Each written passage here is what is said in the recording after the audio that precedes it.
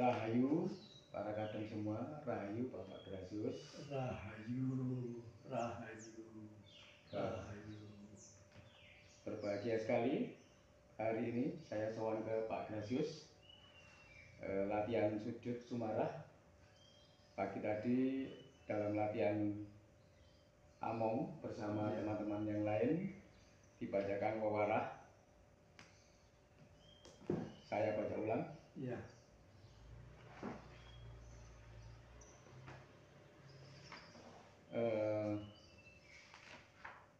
Serat ini latihan pamong tanggal 26-27 April 1952. Serat Kandang Gulo pupuh 16. Iya. Iku wong kang tetep ing ngilmi, iya ingkang nuju mring yuwana, ing lair miwah batine, rahayu tetep tulus, anglakoni tindak utami. Sih mring sapadha-padha lan atine jujur, iku wis aran utama. Arahira Allah wis anguningani mring tekad patrapira. Ngaten Pak Is. Wawasan wawaripun nyuwun pedaranipun. Intinya itu Mas Budi bahwa setiap jalan hidup rohani sumarah ing Allah itu yang terpenting bukan hanya sujud sumarah saja, tetapi juga harus mewujudkan semua yang digariskan oleh Allah melalui Raden Ngabei Sudarsono di dalam kehidupan kita sehari-hari. Jadi kehidupan kita sehari-hari harus selalu disebut dikatakan tadi menuju ke keabadian. Gitu. Artinya itu kembali kepada Allah. Lalu dijelaskan kembali kepada Allah itu yang bagaimana? Yaitu hidup yang utama, artinya itu hidup yang baik. Hidup yang baik itu yang bagaimana? Hidup yang baik itu adalah hidup yang tulus. Yang tulus itu bagaimana? Tulus itu tidak mempunyai pamrih pribadi egonya untuk kepentingan keuntungan diri sendiri. Itu tulus. Artinya semuanya dikerjakan hanya untuk melaksanakan semua kehendak Allah dan untuk mengasihi sesama, untuk melayani sesama. Dari sebab itu di situ juga dikatakan bahwa kita harus jujur. Jujur kepada siapa? Jujur yang utama adalah jujur pada diri kita sendiri. Jujur pada diri kita sendiri itu bagaimana? Jujur pada diri kita sendiri itu kalau kita tidak tahu ya katakan tidak tahu. Jangan lalu karena gengsi lalu mengatakan yang macam-macam. Karena gengsi lalu mengatakan oh orang tua saya itu pejabat. Tidak. Terus untuk supaya karena gengsi lalu menyatakan bahwa dirinya itu adalah orang yang terpandang di kantor, padahal dia penganggur. Itu. Jadi harus jujur pada diri sendiri, kemudian jujur kepada keluarga, pada istri, kepada anak-anak, jujur juga kepada orang lain, jujur kepada nusa, bangsa, dan negara. Jujur, bekerja jujur, melakukan semua pekerjaan, semua rencana itu dengan jujur. Terus kemudian di situ juga dijelaskan bahwa harus kasih kepada sesama. Kasih kepada sesama itu perwujudannya bagaimana? Kalau Mas Budi bagaimana perwujudannya? Kalau dari sesanggeman, dari sumarah itu ada sesanggeman itu juga harus diwujudkan dari dalam kehidupan sehari-hari. Di dalam itu juga perwujudan dari kasih ada nomor 4 itu ya betul, ngeraketaken pasederean adat dasar rasa sih. iya betul, Jadi ngeraketaken pasederean adat dasar rasa sih, silaturahmi atau serawung dengan teman, tetangga, iya betul, saudara-saudara semuanya. betul. Lalu kalau dikaitkan lagi dengan Pancasila, itu sila keberapa? Itu persatuan. Betul, persatuan Indonesia. Sila keberapa itu? Sila ketiga ya. Sila ketiga, betul. Nah, jadi kasih di situ kalau di sesanggeman nomor 4 ngeraketaken pasederean adat dasar rasa sih, itu di dalam Pancasila itu ada sila ketiga persatuan Indonesia. Di sini kita harus waspada, Mas Budi. Penting sekali ya. Ini penting sekali kejadian akhir-akhir ini sangat mengkhawatirkan. Iya betul. Mulai perpecahan-perpecahan dari sisi politik itu yang nggak selesai-selesai itu. Iya. Itu golongan-golongan yang berusaha untuk memecah belah itu. Iya. Menggunakan orang untuk saling berhadapan-hadapan. Iya. Itu sangat berbahaya sekali. Iya, itu kan memang sengaja direncanakan, dijalankan biasanya untuk menguasai, ya itu sudah dilakukan sejak zaman dahulu kala. Zaman Romawi itu ada istilah divide et impera. Divide itu memecah belah, impera itu menguasai. Itu sudah dijalankan sejak zaman dahulu kala, kemudian dijalankan juga oleh penjajah Belanda. Raja dengan raja saling bertengkar, lalu dibantu company, lalu akhirnya kan Indonesia dijajah.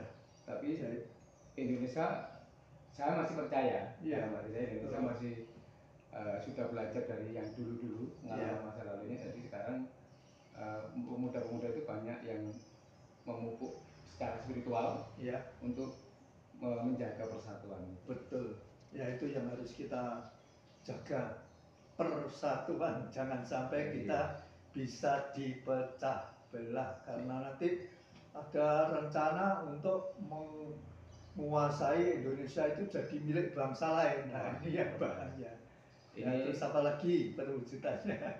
Kalau yang di sesanggeman kasih kepada sesama yaitu tapi kasih kepada sesama itu juga diawali dari kasih kepada diri sendiri dulu. Apa di sesanggeman? Kalau kasih pada diri sendiri itu yang nomor 3. Betul. Itu marsudi sarasing sariro. Iya betul. Tentreming menggaris suci ning rohipun. Iya betul. Mengapa kita harus marsudi atau berusaha untuk menjaga kesehatan badan kita? Karena tubuh itu anugerah atau alat yang diberikan Tuhan. Betul. Untuk kita terus berspiritual kepada Tuhan. Betul. Jadi tubuh ini sebagai kendaraan yang harus dijaga supaya bisa berjalan dengan baik, harus diberi asupan vitamin, asupan makanan yang sehat, minuman yang sehat. Ya, termasuk juga pikiran ya, Pak. Iya, pikiran yang sehat. Makanya tidak usah mendengarkan suara-suara yang negatif, yang memecah belah. Itu dikumpulkan saja energi-energi yang positif, suara-suara positif yang mempersatukan. Yang negatif-negatif dipinggirkan saja. Iya, tidak usah harus diabaikan, tidak usah diperhatikan. Betul. Memang lebih baik diabaikan saja biar kita tidak terjebak dalam perdebatan kusir gitu. Iya, nah itu sesanggeman nomor berapa itu? Itu nomor 6. Ada nomor 6? Ya, nomor 6 apa itu? Itu sanggep tumindak leres ngesto arenan gerak-gerak garit tuwin ngaosi ing sasami. Ya, ngaosi ing sesami. Mboten nacat kawruh liyan. Ya, mboten nacat kawruh liyan. Malah tumindak kadhisik murid sadaya golongan para ahli kepatosan tuwin sadaya agami saged nuntut kedaluan. Betul. Jadi itu termasuk sila ketiga juga ya, Pak. Saling menyalahkan kawruh orang lain. Termasuk sila ketiga nggih. Pengamatan sila sila ketiga juga. ketiga persatuan Indonesia. Nggih. Pasti ada kaitannya tadi itu. Nggih. Terus yang sila ke-9 disebutkan apa itu? Yang ke-9 mboten fanatik. Ya, boten fanatik itu sumbernya kan di situ. Kalau orang itu fanatik ya menganggap orang lain yang tidak sepaham dengan dia ya salah. Nggih. Itu lalu diajak berdebat, diajak padu, diajak gontok-gontokan. Itu Ya, pemahaman membabi buta. iya. Nah, sekarang yang mulai banyak digembar-gemborkan kan itu. Nggih. Ya, toh? Semuanya diperdebatkan. Padahal sudah baik. Terus apa lagi perwujudan kasih? Itu di ketujuh. Ya. Ketujuh itu sedaya tindak tuwin pangandika sarwa prasaja sarta nyata. Iya, sadaya tindak tuwin pangandika sarwa prasaja sarta nyata apa adanya. Apa adanya. Itu termasuk juga tadi dengan jujur ya. Nggih. Itu dia. Jujur dan penuh kasih itu laku utama. Dan nyata, artinya ya memang keadaannya demikian itu fakta. Nah, sekarang ini kebanyakan yang digembar-gemborkan kan bukan fakta. Nggih. Jadi opini, asumsi. Opini asumsi sudah dianggap sebagai kebenaran bagi mereka. Iya, bagi mereka. Ya. Yang sangat miris sekali peristiwa akhir-akhir ini. Ya. Tapi itu juga bisa menjadi contoh bagi kita semua. Ya. Pak Jokowi, Pak Is. Ya. Pak Jokowi itu didemo sama orang-orang itu untuk memaksa minta ijazahnya, Iya. gitu kan. Ijazahnya asli atau palsu. Ya. Entah niatnya apa, pokoknya ininya seperti itu. Itu pun saya lihat sejak dulu ketika masih menjadi presiden, Pak Jokowi selalu diserang seperti itu sampai sekarang. Iya. Walaupun di antara ada pencinta-pencinta Pak Jokowi yang antri itu, iya. Mereka ya tidak sungkan-sungkan untuk seperti itu. Iya. Nah, sikap Pak Jokowi yang demikian itu bisa dikatakan termasuk kasih atau enggak itu? Pak Jokowi menerima Ya. orang-orang itu dengan penuh kasih juga menerima. Betul. Kalau enggak penuh kasih pasti kan ditolak, Iya, dipaksa untuk pergi dan lain-lain. Dia diterima. Iya. Pak Jokowi menerima dengan baik. Iya. Terus malah diajak bertemu. Ya, yang perwakilannya itu disuguhi serabi. Nah, itu menunjukkan penuh kasih juga.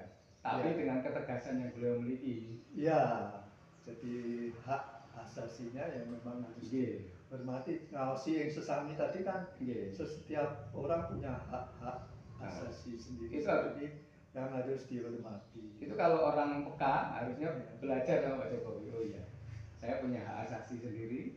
Kamu punya hak asasi sendiri. Kita harus saling menjaga dan saling menghormati satu sama lain. Iya, betul. Kasih itu kasih kalau ungkapan dari Raden Mas Panji Sosrokartono, kakak Raden Ajeng Kartini, yaitu Digdaya tanpa aji, ngluruk tanpa bola, sendirian, diluruk ya dia sendiri, kemudian bedah tanpa pedang, tidak mempergunakan apa-apa, ya.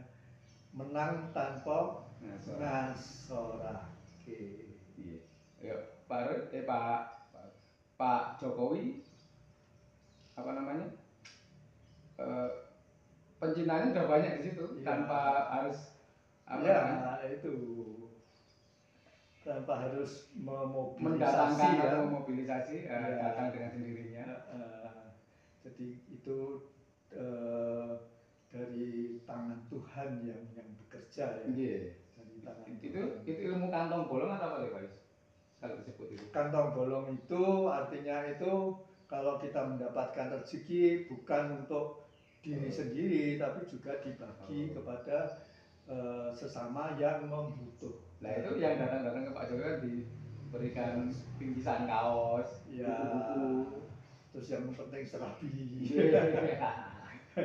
Itu kaitannya juga ada dengan yang tadi yang dikatakan jujur tadi ya. Jujur, tulus ya, itu tanpa pamrih. Nah, di ungkapan dari Raden Mas Panji Sosokalotono itu juga diungkapkan sepi pamrih tebih ajrih. Jadi kalau kita itu tidak mempunyai pamrih, ya tidak mempunyai ketakutan sama sekali. Seperti Pak Jokowi, apa takut pada dihujat? Tidak ada. Nah itu sepi pamrih tebih ajrih. Jadi yang tadi pagi sharing dengan teman-teman Pamong bahwa sudah mulai mengasihi banyak keluarganya, sangat mengasihi keluarganya juga punya keluarga. Tapi juga ada orang-orang yang tidak suka. Memang seperti itu.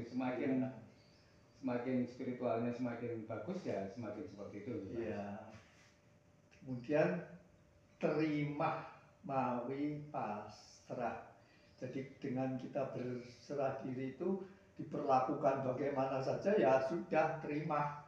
Terima seperti Pak Jokowi itu terima gitu ya. Dikatakan PKI, dikatakan antek Cina, dikatakan ijazahnya palsu, fotonya tidak dipasang. Iya dah, terima dah. Lah, foto saja loh. Iya, itu bagus. Itu contoh dari perwujudan dari kasih. Terus apa lagi perwujudan dari kasih, Mas Budi? Sebenarnya banyak sekali. Tidak senang atas penderitaan orang lain. Oh, itu kaitan dengan iri dengki ya? Iya, berarti iri dengki itu kan jelas toh. Siapa yang senang akan penderitaan orang lain kan jelas toh. Di gambaran yang sangat besar sekali nasional ini. Siapa yang senang akan penderitaan orang lain dan siapa yang tidak senang akan penderitaan. Saya jadi ingat joke masa lalu, teman-teman candaan masa lalu, jadi jangan suka SMS. Suka melihat orang senang melihat orang susah. Suka melihat orang susah melihat orang senang gitu maksudnya. Kemudian perwujudan dari kasih lagi setia. Ya, setia itu perwujudan dari kasih. Itu panjang ya. Setia itu termasuk menerima apa adanya. Seperti Pak Prabowo setia loh. Setia. Pak Jokowi setia. Pada waktu debat capres dulu itu Pak Jokowi mengatakan, Pak Prabowo, saya ini senang naik sepeda. Pada suatu saat rantai sepeda saya putus. Tapi percayalah bahwa persahabatan saya dengan Pak Prabowo tidak akan pernah putus. Itu jadi perwujudan dari kasih itu juga setia. Mungkin banyak lagi ya perwujudan dari kasih. Menerima pasangan apa adanya itu termasuk juga kasih. Ya tadi terima tadi. Terima mawi pasrah. Kemudian kalau terima mawi pasrah yang pasti anteng manteng sugeng jeneng. Anteng manteng sugeng jeneng. Jadi tenang hidupnya. Manteng seperti Pak Jokowi kan anteng lah. Manteng, fokus, tidak tergoyahkan. Itu. Dan sangat mungkin walaupun kelihatannya terganggu seperti itu, tapi Pak Jokowi sangat tenang sekali. Iya betul. Lalu dikatakan tadi bahwa dengan perilaku kehidupan kita sehari-hari yang demikian itu, artinya itu tidak ada pamrih, tulus, kemudian jujur, kemudian penuh kasih kepada sesama, kemudian apa itu tadi hidup yang baik utama ya, yang lain-lain kan banyak ya, hidup yang utama yang baik itu saja sudah merupakan eh, sarana atau modal, atau ya katakan modal ya tidak tepat ya. Ya pokoknya Tuhan sudah melihat Oh, iya. perilaku hidup kita yang seperti itu. Jadi bukan hanya sujud saja, tapi harus diimplementasikan, diwujudkan di dalam kehidupan kita sehari-hari. Jadi sebenarnya tidak perlu sangat kelihatan religius atau Ya, spiritualis, ya, tapi yang terpenting adalah prakteknya gitu Pak. iya betul. Atau apa kalau diberi bahasa Jawa itu ngelmu kelakone kanthi laku. Ya, ngelmu iku kelakone kanthi laku. Nggih. Lekase lawan kas, tegese kas nyantosan. Lekase lawan kas artinya Lekase lawan kas kita menjalankannya itu dengan hati yang teguh kuat. nggih, tekadnya. Ya, tegese kas teguh kuat itu bagaimana? Tegese kas nyantosani, yaitu memperkuat, memperteguh. Nggih. Ini Terus setya budya pangekese dur angkara. Setia kepada bimbingan budi atau roh suci itu menghilangkan angkara murka kita, sifat-sifat ego kita. budi atau roh suci itu petunjuk Tuhan kan nggih Pak. Iya betul, cahaya Tuhan. Cahaya Tuhan. Iya. Sebenarnya itu cahaya Tuhan. pertanyaan tentang itu mungkin akan berlanjut panjang lebar. Jadi ayah Mas Budi memberikan nama Mas Budi Budi itu harapannya supaya Mas Budi itu betul-betul dipenuhi dengan cahaya Tuhan. Iya dah. Ditambah lagi nur, tambah lagi cahyo gitu. Iya dah. Sama gitu. Sama ya. Iya Pak. Aslinya itu pertanyaan saya ini mulai panjang lebar ini tentang itu tadi, lekase lawan kas dan lain-lain sampai mana itu banyak sekali nanti panjang kali lebar. Nah, mungkin di kesempatan berikutnya Pak Is akan kita bahas lagi mengenai itu tadi. Saya kira sangat jelas untuk kasih dan jujur sebagai laku utama dalam menjalani hidup untuk dilaksanakan di kehidupan sehari-hari. Iya, dan sudah ada contohnya yang sangat jelas. Iya. Membangun sangat, Pak Is. Rahayu semuanya, rahayu. Rahayu.